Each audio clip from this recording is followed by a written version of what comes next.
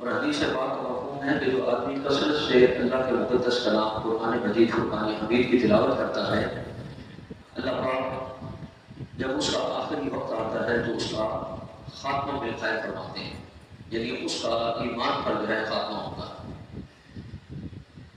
تو دوستو سورہ نمل کی یہ آیت میں نے آپ کے سامنے تلاوت کی، من جاء بالحسنۃ فلہ خیر منھا وَهُمْ مِنْ فَزَعٍ يَوْمَئِذٍ آمِنُونَ۔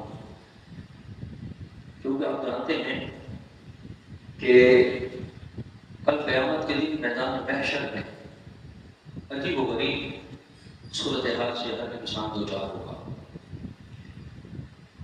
ماں باپ اپنی اولاد کو پہچانیں گے، اولاد اپنے ماں باپ کو پہچانیں گی، بھائی بھائی کو پہچانے گا، بہن بہن کو پہچانے گی، بیٹی ماں کو پہچانے گی، بیٹا اپنے باپ کو پہچانے گا۔